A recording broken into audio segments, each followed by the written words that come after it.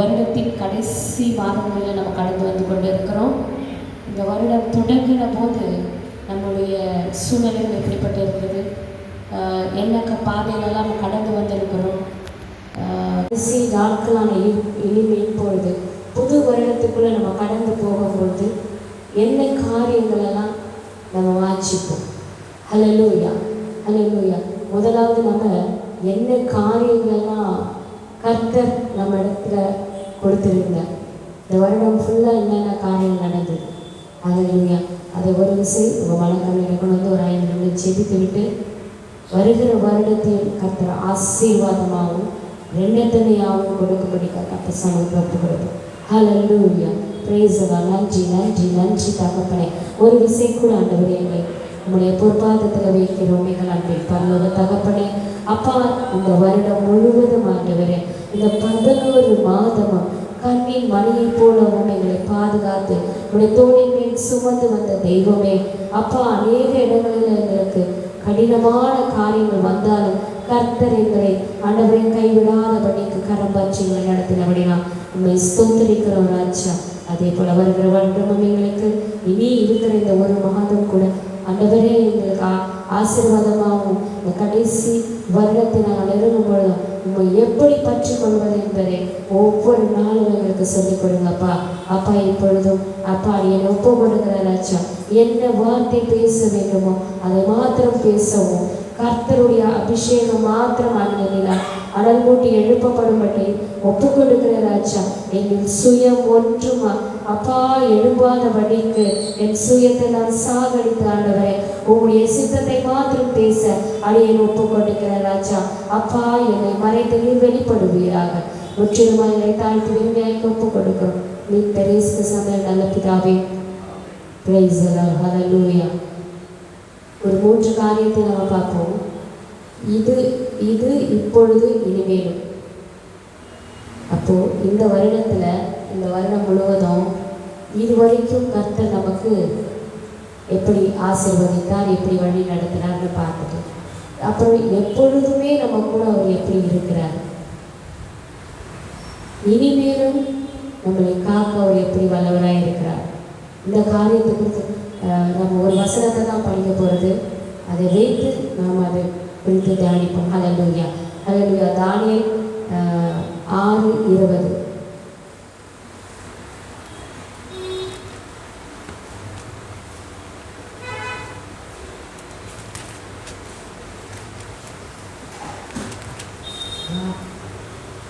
ராஜா கெபி கிட்ட வந்த போது துயர சத்தமாய் தானியேலை கூப்பிட்டு, தானியேலே, ஜீவனுள்ள தேவனுடைய தாசனே, நீ இடைவிடாமல் ஆராதிக்கிற உன் தேவன் உன்னை சிங்கங்களுக்கு தப்புவிக்க வல்லவராய் இருந்தாரா என்று தானியேலை கேட்டான்.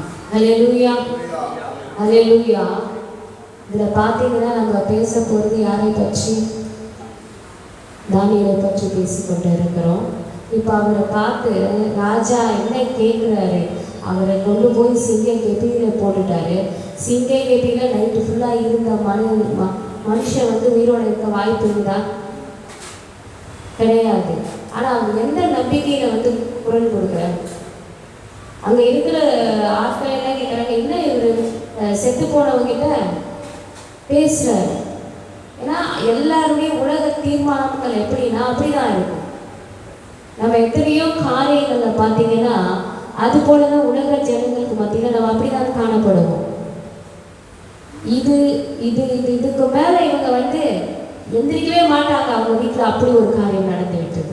இதற்கு மேலே இந்த குடும்பம் நன்றாய் வாழ்வதற்கு வாய்ப்பே இல்லை. இதற்கு மேலே இந்த மகள் அவள் வாழ்க்கையில் எழும்பி பிரகாசிக்கிறது வாய்ப்பே இல்லை. இந்த மகளுடைய வாழ்க்கையில அடுத்து நல்லது நடக்கிறதுக்கு வாய்ப்பு இல்லை. உலகம் அப்படிதான் பேசிக்கொண்டு இருக்கும். ஆனால் கர்த்தர் எப்படி வைத்திருக்கிறார்?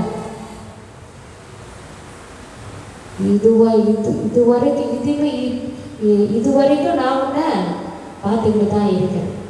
இதுவரைக்கும் நான் உன்னை காப்பாற்றலையா? இதுவரைக்கும் உன்னை தப்பு வைக்கலையா? இதுவரைக்கும் உன்னோடு நான் உன் கரம் பற்றி நடத்தவில்லையா? இது வரைக்கும் நான் உன்னோட எல்லா கண்ணீரின் மத்தியிலையும் நான் உன்னோட ஆறுதலா இல்லையா? என் வார்த்தைகள் இது வரைக்கும் உன்னை தேற்றவில்லையா? தேற்றுகிறதா இல்லையா? ஹல்லேலூயா, பிரைஸ் தி லார்ட். அதே போல எப்பொழுதுமே மற்றவர்களுடைய சிந்தையில் நம்மளுடைய நம்ம அவங்களை பார்க்கறோம்னா இவங்க எப்பவுமே உருப்பிட மாட்டாங்க, இவங்க எப்பவுமே நல்லா இருக்க மாட்டாங்க, இவங்க எப்பவுமே எதுக்குமே தெரிந்தவர்கள் இல்லை இல்லையா? எப்பவுமே இவங்க இப்படித்தான், இவங்க ஒன்றுக்குமே தகுதியற்றவர் என்று ஒரு முத்திரையை என்ன பண்ணிடுறாங்க, குத்தி உட்கார வச்சுடுறாங்க இல்லையா? இந்த உலகம் அப்படித்தான். ஏன்னா நம்மளை வெளி தோற்றத்தை பார்த்து இவங்களுக்கு ஒரு வசதி இல்லை, இவங்களுக்கு ஒரு காரியம் இல்லை, ஒரு ஆசீர்வாதம் இல்லை, செழிப்பு இல்லை, இல்லை இல்லைன்றது உலகத்துல இல்லை. அந்த இல்லைன்றது ஏன்னா உலகம் வெறும் மாயை. இந்த உலகம் மாயையா இருக்கிறதுனால இதுல இல்லைன்றது மட்டும்தான் இருக்குது. ஆசீர்வாதம் இல்லை, என்ன இருக்கு? இல்லைன்ற ஜீரோ தான் இருக்கு. இப்போ இந்த ஜீரோ எப்படி? இப்போ இந்த ஜீரோ எப்போ பார்த்தீங்கன்னா மேக்ஸில் சொல்லுவாங்க வெறும் ஜீரோவுக்கு வேல்யூ கிடையாது, பக்கத்தில் ஒரு 1 போட்டால் வேல்யூ ஆகிடும். இப்போ அந்த ஒரு ஜீரோவுக்கு பக்கத்தில் இன்னொரு எத்தனை ஜீரோ போட்டாலும் அந்த ஜீரோவுக்கு வேல்யூ ஆகிடுச்சு இல்லையா? அப்போ அந்த 1 எங்கே இருக்கு? அந்த 1 நம்ம போடணும்ல, அந்த 1 தான் ஆண்டவராக இயேசு கிறிஸ்து. ஹல்லேலூயா. அவரை எப்போ நம்ம ஜீரோவா இருக்கிற நமக்கு முன்பாக கொண்டு வந்து அவரை வைக்கிறோமோ அதுக்கப்புறம் நம்ம வாழ்க்கையில் வர ஜீரோவுக்கு எல்லாமே வேல்யூ அதிகம். ஹல்லேலூயா. அதே போல இந்த வருடங்களிலும் சரி, இந்த உலகத்தில் பார்த்தீங்கன்னா இனிமேலும் இவங்க ஒரு தவறு செஞ்சிட்டாங்க, தவறாக பண்ணிட்டாங்க, அந்த பாவம் செய்யக்கூடாததாக கூட இருக்கலாம், பண்ணிட்டாங்க. இனிமே இவங்க திருந்தவே மாட்டாங்க இல்லையா? குடும்பத்தோட பார்வையாக இருக்கட்டும், சுற்றி இருக்கிற ஃப்ரெண்ட்ஸாக இருக்கட்டும், அப்படி தான் நினைப்பாங்க இல்லையா?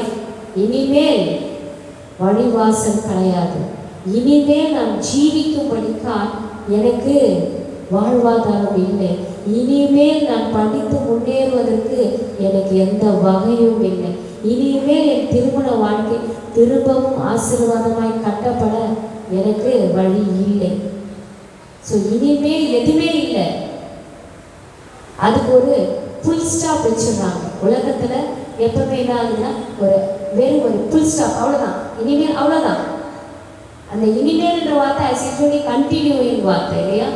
இனிமேலும் நான் இதை பண்ணுவேன், இனிமேல் நான் அதை பண்ணுவேன், இனிமேல் எனக்கு இப்படி இருக்குன்றது ஒரு ஆசீர்வாதமான வார்த்தை தான் அது. ஆனால் அந்த ஆசீர்வாதத்துக்கே ஒரு ஃபுல் ஸ்டாப் வச்சிடுறாங்க இல்லையா? ஆனால் கர்த்தருடைய பார்வையில் அது எப்படி காணப்படுதுன்னா, இனிமேல் இதுவரைக்கும் எப்படி இருந்தாலும் சரி, இனிமேல் நீ ஆசீர்வாதமாக இருப்பார், இனிமே உன்னை கோடா கோடியாய் பெருக பண்ணுவேன், இனிமேல் நீ கடன் வாங்குறவர்களாய் இல்லை, கடன் கொடுக்கிறவர்களாய் மாறுவீர்கள். ஹல்லேலூயா, ஹல்லேலூயா. இதுதான் ஆண்டவர்கிட்ட எந்த ஒரு காரியங்கள்னாலும் எல்லாமே பாசிட்டிவ் வைப் வரும். அப்போ அந்த பாசிட்டிவ் வைப்புங்க கொண்டு வந்து என்ன பண்ணனா முன்னாடி வச்சுக்கணும். நெகட்டிவான எந்த ஒரு காரியத்தையும் கொண்டு முட்டு வைக்கக்கூடாது. இப்போ தானியேல் என்ன பண்ணுறாருன்னா, அவர் பெரிதாய் ராஜாக்கிட்ட போயிட்டு நான் ஜீவனுள்ள நான் இந்த கடவுள் என் கடவுள் அப்படி அற்புதங்கள்லாம் செஞ்சு காமிச்சாரா? தானியேல் ஏதாவது வல்லமையாக செய்தாரா? இல்லை யாரென்னா உயிர் தேர்வு செய்தாரா? இல்லை அக்கினி சுவாலை அங்கே வர வைத்தாரா? மழையை நிறுத்தினாரா? இல்லை என்னென்ன பண்ணி காமிச்சாரா? அவர் செய்தது ஒன்றே ஒன்று தான். என்ன? 3 வேளையும் கர்த்தரை துதிக்கிறது, கர்த்தரை தேடுகிறது, கர்த்தரோடவே சஞ்சரிக்கிறது. கர்த்தர் இப்போ கூட நம்ம பாடணும், உங்களுடைய நாமத்தை, அவர் நாமத்தை உயர்த்த உயர்த்த அங்கே வாசம் செய்வார். நம்ம செய்வது சிம்பிளான வேலை, ஒண்ணுமே கிடையாது, பெரிய ஃபார்முலாஸ்லாம் கிடையாது. நீ அதை செய், இதை செய், நீ எனக்கு கோடி கணக்கில் கொண்டு வந்து என்கிட்ட கொண்டு, கிடையவே கிடையாது. உன் முழு இருதயத்தோடும் உன் முழு ஆத்மாவோடும் என்ன பண்ணணும்? அவரை தேடி துதித்து ஜெபித்து கொண்டு அவரோட பாதத்தில் இருக்கும் பொழுது இதுவரைக்கும் உன்னை தப்புவிக்க வல்லவராய் இருந்தார், இப்பொழுதும் உன்னை தப்புவிக்க வல்லவராய் இருக்கிறார், இனிமேலும் உன்னை எல்லாவற்றையும் தப்புவிப்பார். ஹல்லேலூயா, ஹல்லேலூயா, ஹல்லேலூயா. இதுல விசேஷ வார்த்தை பார்த்தீங்கன்னா இந்த வசனத்துல ராஜாவின் சொல்லுகிற ஒரு வார்த்தை பாருங்க, தானியேலே ஜீவனுள்ள தேவனுடைய தாசன். யார் இந்த ராஜாவுக்கு இந்த வெளிப்பாடை கொடுத்தது? சொல்ல முடியுமா? இதுல ஒரு பெரிய ரகசியம் என்ன இருக்குதுன்னு நீங்க நினைக்கிறீங்க? நான் எல்லாம் எங்கேயே பார்த்துட்டு இருக்கீங்க. என்ன ரகசியம், என்ன ரகசியம் இருக்கு? ஏன்னா நல்லா யோசிச்சு பாருங்க.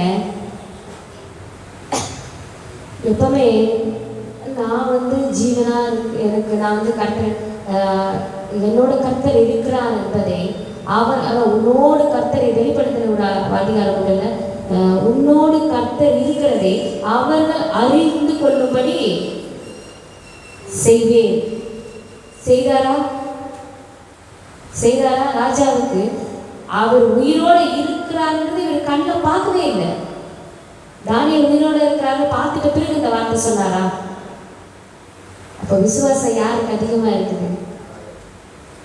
மறைமுகமாய் அவர் ரட்சிக்கப்பட்டிருக்கார், நம் தேவனை அவர் ஏற்றுக்கொண்டே இருக்கிறார் இல்லையா? ஏன்னா நைட்டு ஃபுல்லா அவர் அங்கலாய்த்து தூங்கலையா? நைட் ஃபுல்லா அங்கலாய்த்து அவர் தூங்கவே இல்லை. ஐயோ என்ன ஆச்சோ அவருக்கு? ஏன்னா அவருக்கு அந்த ஜீவனோட தேவன் என்றது அவர் தெரிந்து கொள்றாரு. ஆனா என்னன்னா ஒரு ஒரு சின்ன சந்தேகம் அவருக்குள்ள இருக்கதான் செய்யும் இல்லையா? ஏன்னா அவர் கர்த்தர் இடத்துல ஜெபிக்கிறாரோ அப்படிப்பட்ட ஒரு ஆளு இல்லை. அப்போ இவர் எந்த ஒரு காரியத்தை பார்த்தது நிமித்தம் இவர் தானியேல் துதிக்கிற தேவன் ஜீவனுள்ளவர். எப்படிப்பட்ட ஒரு வார்த்தை பாருங்க, ஜீவனுள்ளவர் என்பது ஒரு, அது எப்படி சொல்றது? நான் ஒரு கடவுளை வணங்குகிறேன், அந்த கடவுள் நான் பேசும்போது எனக்கு செவி கொடுக்கிறார், நான் அழும்போது அதை கேட்டு எனக்கு பதில் அளிக்கிறார் இல்லையா? ஜீவனுள்ளவங்கன்னா அதான. அப்போ இந்த ராஜா என்ன காரியங்களை அந்த இடத்துல பார்த்தார்? அவர்கிட்ட வேண்டுதல் வச்சாரா? இல்லை ராஜாவோட துக்கமான நேரங்கள்ல எதனா அவர் உதவி செய்தாரா? இல்லை. இது என்ன ஒரே ஒரு காரியம் பார்த்தீங்கன்னா தானியேலின் நடக்கை. இவ்வளவு என்ன ஒரு மனுஷன் யோசிப்பான், என்ன இது சாமிக்கு தன்னை ஒப்பு கொடுக்குறானா இல்லையா? அப்போ எப்படிப்பட்ட ஒரு வைராக்கியமான கடவுள் அவர் இல்லையா? இப்போ நம்ம ஒரு விஷயத்த ஒரு நம்பிக்கையோட ஒருத்தர் மேல கிடையவே கிடையாது, இந்த காரியத்தை அவங்க செய்யவே மாட்டாங்க, யார் சொன்னாலும் நான் நம்ப மாட்டேன் அப்படின்னும் போது நமக்கு சொல்லுகிறவங்க என்ன யோசிப்பாங்க? எந்த அளவுக்கு அவங்க நம்பிக்கை கொடுத்து வைத்திருக்கிறாங்க இல்லையா? அவங்க கொடுக்குற நம்பிக்கை தான் இவங்களுக்கு அந்த அளவுக்கு ஒரு நம்பிக்கையா இருக்க முடியுது. புரியுதா? அப்போ தானியேலின் சிங்கம் கெபியிலே போட்டாலும் என்னை என் ஆண்டவர் தப்புவிப்பார் அப்படின்ற அப்படி ஒரு வைராக்கியமான ஒரு விசுவாசம், ஒரு வைராக்கியமான ஒரு நம்பிக்கை. அதை பார்த்தே என்ன ஆயிடுறாரு சொல்றாரு, அப்போ ஜீவனுள்ள தேவனுடைய தாசனே இல்லையா, நீ இடைவிடாமல் ஆராதிக்கிற உன் தேவன் உன்னை சிங்கத்திற்கு தப்பிவிக்க வல்லவராய் இருந்தாரோ. அழகா என்ன இது படிக்கவும் அந்த வார்த்தையை ரொம்ப பிடிச்சிருக்கு இல்லையா? ஏன்னா என்ன அவர் அந்த இடத்துல என்ன குறிப்பிடுறாரு? இடைவிடாமல் அப்போ நம்ம என்ன பண்ணணும்? கர்த்தருக்கும் நமக்கும் நம்மளும் கர்த்தரிடத்துல பேசுகிற நேரங்கள் இடைவிடாமல் இருக்க வேண்டும். ஒரு கண்டினியூஷன், ஒரு ஜாயிண்ட். இப்போ ஒரு நகை எடுக்கிறோம், ஒரு செயின் எடுத்தா ஒரு இடத்துல, ஒரு சின்ன இடத்துல அது விட்டுட்டு இருந்தா அதை அப்படியே போட்டு யூஸ் பண்ணுவீங்களா? என்ன நினைப்போம்? ஐயோ, இத்தனை ரூபா கொடுத்து நான் வாங்கினது எங்கன்னா அறுந்துற போது, முதல்ல அதை கொண்டு போய் நான் என்ன பண்ணணும்? சரி பண்ணணும். அப்போ உலகத்துல காஸ்ட்லியான இந்த ஒரு செயினுக்கே நம்ம அப்படி ஒரு முக்கியத்துவம் கொடுக்குறோம்னா, எல்லாத்துக்குமே முக்கியத்துவமா இருக்கிற இந்த உலகத்தையே படைத்தவர், என்னை எல்லா காலங்களையும் தாக்கி தப்பு வைக்கிற தேவன், அவர்கிட்ட நம்ம ஒரு சின்ன கீழல் விழாதபடிக்கு ஒரு கண்டினியூஷனா சரி பண்ணி கொண்டே இருக்கணும். ஹல்லேலூயா, ஹல்லேலூயா. பெரிய காரியங்கள்லாம் அவர் நம்ம கிட்ட கேட்கறது, பெரிய பெரிய விஷயங்கள் ஒன்றும் நம்மளால செய்ய முடியாததெல்லாம் ஒன்றுமே கிடையாது. சரிங்களா? ஒன்றுமே கிடையாது. ஜெபிக்க இப்போ கேட்கணும், செய்யணும்னா நீங்கள் பழைய பரிசுத்தவான்கள் எல்லாரும் பார்த்தீங்கன்னா அவங்க எந்த நேரமும் முழங்கால் பண்ணிட்டு 24 hours வந்து ஆபிரகாம் அவருக்கு கூட வாக்குத்தத்தம் கொடுத்துட்டாரு. அவர் 24 hours கையை தூக்கி அது அப்படியே ஜெபிச்சுக்கிட்டே இருந்தாரா? கிடையாது. அவர் வேலையில் அவர் செய்து கொண்டு தானே இருந்தார். பிள்ளைகளை பார்க்கறது, பொண்டாட்டியை பார்க்கறது, வேலை ஆட்களை பார்க்கறது, ஆனாலும் பார்த்துக்கிட்டே இருந்தார். எல்லா வேலையும் செய்தார். ஆனால் ஆண்டவர் அவரை ஆசீர்வதிச்சுட்டே இருந்தார். அதாவது எப்படி அது எப்படி கான்டாக்ட்? அது எப்படி வைத்துக் கொள்ள முடியும்? எப்படினாலும் சரி, கர்த்தர் நீங்க இப்படித்தான்ற நம்மளுக்கு ஒரு கிறிஸ்துவத்தின் நமக்கு ஆண்டவரோட கொடுக்குற கான்டாக்ட் என்ன பார்த்தீங்கன்னா, இப்படிதான்றதெல்லாம் இல்லை. ஒரு ப்ரொசீஜர் கிடையாது, ஒரு கட்டுப்பாடு கிடையாது. நீங்க எப்போ வேணாலும் கூப்பிட்டாலும் அவங்க எப்பவும் வருவார். நீங்க எப்போ கூப்பிடுறீங்களோ, இப்போ நான் இங்க பிரசங்கம் பண்ணிக்கொண்டே இருக்கலாம், ஆனா நீங்க ஆண்டவரே இந்த வார்த்தையை நான் விசுவாசிக்கிறப்ப சோதனம் பண்ணிக்கொண்டே இருங்க. போறப்ப வேற எதுவும் நம்மளால ரொம்ப பண்ண முடியாது. சோதனம் பண்ணிட்டு ஆண்டவரை நினைத்து, ஆண்டவரே நான் நினைக்கிறேன் ஆண்டவரே சொன்னபடி நீங்க அப்படின்ட்டு சோதனம் பண்ணிக்கிட்டே இருப்போம் எப்பொழுதும். So that is the connection of God. நம்ம கனெக்டிங் வச்சுட்டே இருக்கிறது. எந்த நேரம் சோதனம் பண்ணி ஜெபித்து கொண்டு கேட்டுக்கொண்டே அந்த வார்த்தை அவரோட பேசிக்கொண்டே இருக்கலாம். பெருக்கும் பொழுது கூட நாம் ஒரு காரியங்கள், சில காரியங்கள் எனக்கு அந்த அனுபவங்கள் உண்டு. சாதாரணமாக பேசுகிற பழக்கம் உண்டு.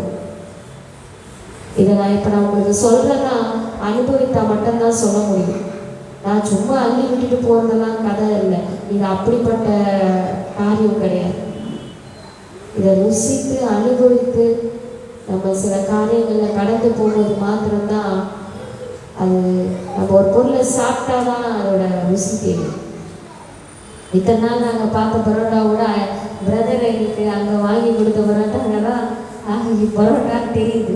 காரணம் என்னன்னா அந்த டிஃப்ரெண்ட், அந்த ருசி இல்லையா? இப்போ நம்ம என்ன சொல்கிறோம்? இங்கே சாப்பிடவே மாட்டோம். ஏன் அப்படி சொல்கிறோம்? அதே தான் இப்போ தேவனோடு நாம் பெற்றுக்கொள்ளுகிற அன்பு, அவரோடு பெற்றிருக்கிற கனெக்ஷன், அவர் நம்ம கூட அப்படியே ஒரு அந்த உணர்வு வந்து எப்படி இருக்கும்னா, அந்த சந்தோஷம் எவ்வளோ பிரச்சனை அவ்வளோவா பார்த்துக்கலாம். இல்லை சாப்பாடு அரிசி இல்லை, சரி வரும் போங்க, நம்ம மனசே லேசாயிடும். பெரிய பர்வதமே நீ ஏமாத்திரம் அப்படின்ட்டு சொல்லிட்டு போயிட்டே இருக்கு. சரிங்களா? அப்போ நம்மளுடைய இந்த மாற்றங்கள் நம்மை சுற்றிலும் இருக்கிறவர்கள் இந்த ராஜாவை போல, நீங்கள் வணங்குறது ஜீவனுள்ள தேவன், ஒரு பிரச்சனை வரும்போது உங்ககிட்ட வருவாங்க. நீங்க ஜெபிங்க, ஏன்னா உனக்கு செய்கிற அந்த தேவன் இந்த சூழ்நிலையில எங்களையும் தப்புவிக்க வல்லவராய் இருக்கிறார்னு உங்களை ஒரு ஐடென்டிஃபை பண்ணிடுவாங்க. Hallelujah, praise the lord, praise the lord, praise the Lord.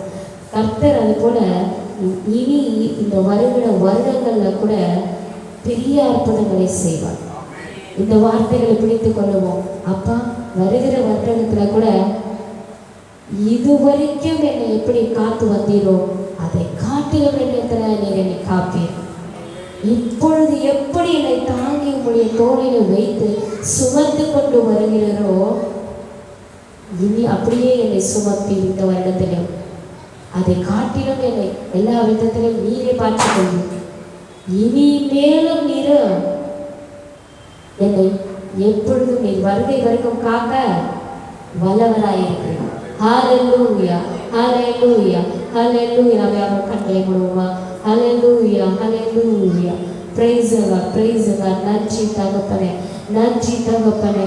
அப்பா உம்மை ஸ்தோத்தரிக்கிற ராஜா, இதுவரைக்கும் நீர் எங்களை காத்து தப்புவித்து எல்லாவற்றிலும் எல்லாத்துக்கும் மேலாக என்ன காரியங்கள் எங்களை நாங்கள் அழிந்து விடுவோம் என்று இருந்தாலும் அந்த காரியங்கள்லாம் அப்பா நீர் எங்களை தப்புவித்து அப்பா பாதுகாத்து, ஆண்டவரே அது சிங்கை கெபியாக இருந்தாலும் சரி, அக்கினி சூளையாக இருந்தாலும் சரி, எங்களை நீர் வேகாமலும் ஆண்டவரே சிங்கங்களின் வாயிலுக்கும் தப்புவித்து பாதுகாத்தது போல இனிமேலும் எங்களோடு நீர் இருப்பீர் என்று நாங்கள் விசுவாசிக்கிறோம் ராஜா. கர்த்தர் அப்படியே செய்கிறதுனால் நன்றி ராஜா. உங்களுடைய வல்லமை எங்கள் மேல் எப்பொழுது தங்கி தாபரிக்கட்டும் ராஜா. இனியும் வருகிற புதிய வருடத்திலே ரெண்டத்தினையாய் ஆசீர்வாதங்களை தருவீராக ராஜா. அதுக்கு எங்கள் ஆத்துமாக்களையும் எங்களுடைய சரீரங்களையும் ஆண்டவரை தகுதிப்படுத்தும்படிக்காய் ஜெபிக்கிறோம். இன்னும் விசுவாசத்திலே அப்பா நாங்கள் வல்லவர்களாக மாறட்டும் ராஜா. ஹல்லேலூயா.